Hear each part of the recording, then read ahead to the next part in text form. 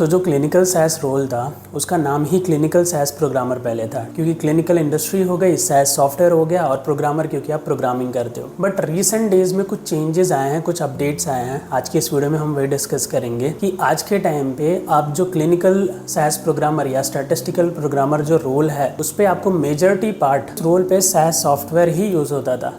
आज भी 90% of companies जो CRO कंपनीज हैं वो सैस पे ही काम करती हैं, और मेजॉरिटी तो इंडिया में तो मतलब मोस्टली मान लो कि 99% या 95% मेजॉरिटी ऑफ देम वो सैस पे ही काम करती हैं। बट धीरे धीरे मैं देख रहा हूँ, और धीरे धीरे जैसे मैं ग्लोबली मतलब देख रहा हूँ चीज़ों को, तो कंपनीज आर भी यूज़ कर रही हैं, कुछ कंपनीज पाइथन भी यूज़ कर रही हैं। Now the question comes up कि चलो ठीक है, वो 5% या 10% ही रेशियो क्यों ना हो आउट ऑफ 100, ठीक है। कुछ कंपनीज यूज़ कर रही हैं आर या पाइथन भी सैस के साथ। ऐसा नहीं है कि ये एक दूसरे को रिप्लेस कर रहे हैं। कंपनीज क्या करना चाह रही हैं, कंपनी चाह रही है कि डेटा एनालिसिस के हमारे पास मेजरली ये 3 टूल्स हैं, सैस हो गया, आर हो गया, पाइथन हो गया। तो कंपनीज ये देखना चाह रही हैं कि क्या कोई ऐसी चीज़ है जो हम काम करते हैं, टेबल लिस्टिंग क्रिएट करना है, SDM एडम, क्या उसमें कोई प्रोसेस उसको ईज़ किया जा सकता है आर की हेल्प से या पाइथन की हेल्प से। क्या उस चीज़ों को हम फास्टर कर सकते हैं इन सॉफ्टवेयर की हेल्प से। हम सैस तो ऑलरेडी यूज़ कर ही रहे हैं, लेकिन क्या हम कुछ और कर सकते हैं, can we do something better. तो कंपनीज क्या करती हैं, हमेशा एक्सप्लोर करती रहती हैं। जैसे आप एज ए ह्यूमन, अगर आपने एक जॉब की होगी, आप सेटिस्फाइड नहीं हो तो आप एक्सप्लोर करते हो, राइट। सेम वे कंपनीज भी एक्सप्लोर करती हैं। तो उस केस में क्या हुआ कि अभी रिसेंट डेज में मैंने देखा कि कुछ कंपनीज में जैसे इफिकेसी में इंटरव्यू हुए, तो mostly majorly out of 10 interviews 2 interviews में या 1 इंटरव्यूज में ऐसा भी था कि कैंडिडेट से मतलब आर एंड पाइथन का भी बेसिक नॉलेज उनसे मांगा गया। मतलब अगर वो आर एंड पाइथन उनके पास नॉलेज है तो भी वो इंटरव्यू दे सकते थे along with the clinical knowledge.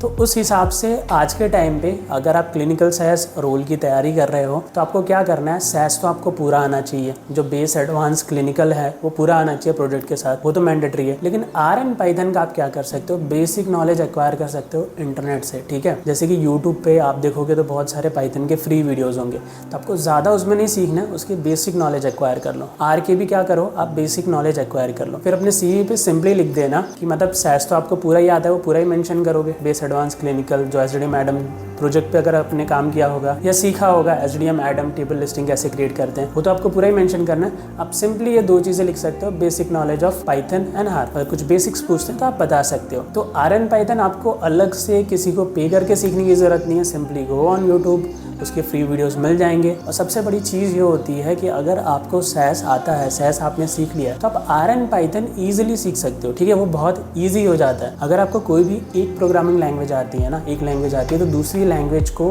Easily सीख सकते हो। खास करके डेटा एनालिसिस टूल जैसे कि ये सैस हो गया, आर हो गया, पाइथन, तो क्या होता है, जो लॉजिक होता है वो ऑलमोस्ट सेम होता है। थोड़ा बहुत इंटरफेस में, थोड़ी बहुत प्रोग्रामिंग में थोड़ा बहुत डिफरेंस आएगा, आपको स्टार्टिंग के 5-10 दिन लगेगा। और लिटरली बिलीव मी गाइस, देखो कंपनीज किसी भी रोल को, लेट सपोज ये क्लिनिकल सैस रोल है, तो कंपनी ऐसा नहीं चाहती कि हम सैस प्रोग्रामर को हटा दे या पाइथन को हटा दे, हम आर रख दे। सो कंपनीज क्या कर रही है, कंपनीज देख रही है कि हम क्या इफेक्टिव तरीके से कर सकते हैं, तो कंपनीज वो सारी चीज़ें ट्राई करने की कोशिश कर रहे हैं। तो कहीं ना कहीं आपने सैस पूरा सीखा होगा, आर एंड पाइथन का बेसिक सीखा होगा, तो कहीं ना कहीं शायद इससे आपको इंटरव्यू में भी हेल्प मिल जाए। बाकी मोस्टली अभी इंडिया में जो काम चल रहा है वो क्लिनिकल सैस रोल के लिए वो सैस पे ही चल रहा है। मोस्टली आप वैकेंसीज भी देखोगे तो उसमें 99% उसमें सैस की ही रिक्वायरमेंट होती है। मुझे ऐसा लगता है पर्सनली कि अगर आपने पाइथन एंड आर का बेसिक सीखा होगा तो वो आपके लिए एक एडिशनल एड ऑन हो जाएगा, शायद इंटरव्यू में कहीं ना कहीं आपको हेल्प मिल जाए, ठीक है। अगर आप ऐसा सोचते हो कि ऐसी क्या चीज़ें हैं जिससे मेरा प्रोसेस बूस्ट हो सकता है, ठीक है, इस जॉब के लिए, या क्या ऐसी चीज़ है जिससे मैं थोड़ा टॉप लेवल पे आ सकता हूँ, अपर लेवल पे आ सकता हूँ, तो ये पाइथन एंड आर का बेसिक सीखना आपके लिए एक आपको एज दे सकता है, एक आपको प्रायोरिटी पे रख सकता है इसके जो इंटरव्यूज होते हैं। दूसरी चीज़, अगर आप इस रोल पे काम कर रहे हो तो आप सालों से मोस्टली लोग इस रोल पे सैस पे काम कर रहे हैं, ठीक है। 95% कंपनी सैस पे ही काम करती है। तो क्या आपको आर एंड पाइथन सीखना चाहिए। इवन आप जिस कंपनी में काम कर रहे हो, 90% कंपनीज नहीं यूज़ कर रही, कुछ कंपनीज कर रही हैं, तो क्या आपको सीखना चाहिए आर एंड पाइथन। जी हाँ, देखो सीखना हमेशा एक प्रोसेस होता है। मैं बोलता हूँ कि हर 5 साल में अपने स्किल्स को आपको थोड़ा अपग्रेड करना चाहिए। ऐसा नहीं कि हर 5 साल में अपनी जॉब चेंज कर दो, स्किल्स को अपग्रेड करो। तो आप क्या करो, अगर आपको सैस आता है, ठीक है, आप इस रोल पे काम कर रहे हो, तो सबसे पहली चीज़ तो आप काम को सीखो, ठीक है। जो काम आपको मिला है उसमें ही बहुत सीखने को होगा।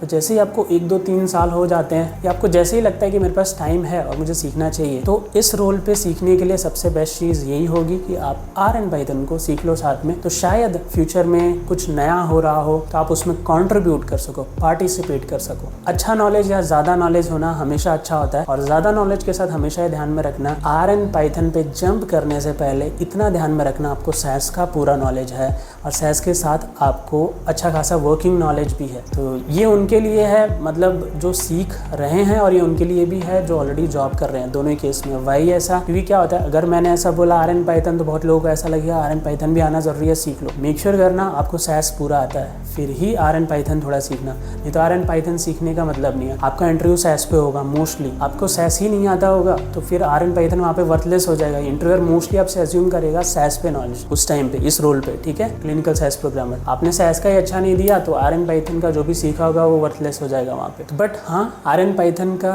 नॉलेज आपको बेनिफिट करेगा इंटरव्यू मिलने में, और शायद इंटरव्यू क्रैक करने में भी, और आगे जाके फ्यूचर में काम करने में भी। जैसे कंपनीज अगर चाह रही हैं कि कोई न्यू चीज़ हो आर एंड पाइथन पे, तो आपको आती होगी तो ईजी हो जाएगा, और नहीं आती होगी तो भी घबराने की ज़रूरत नहीं है। जब कंपनी चेंज लाएगी तो आपको भी बोलेगी वो चीज़ सीखने के लिए, क्योंकि वो रोल गायब नहीं हो रहा, ऑटोमेट नहीं हो रहा, उस रोल में न्यू चीज़ें ऐड हो रही है। जैसे आप फ़ोन अपडेट करते हो, कपड़े अपडेट करते हो, गाड़ी अपडेट कर रहे हो, दैट्स द सेम थिंग। वो एक टूल है, कंपनी आपको रिप्लेस करने का नहीं सोच रही, लाइक कीप काम, ऐसा कुछ सोचने की ज़रूरत नहीं है। लास्ट के जो अभी 5-6 इंटरव्यू हुए थे ना, तो 5-6 इंटरव्यू में से एक इंटरव्यू में एक कंपनी ने ऐसा मांगा था पाइथन पे। तो पाइथन एंड आर का भी नॉलेज है तो आप एलिजिबल हो, और मतलब वो एक एड ऑन था, तो मैंने सोचा क्यों ना ये चीज़ बताऊं।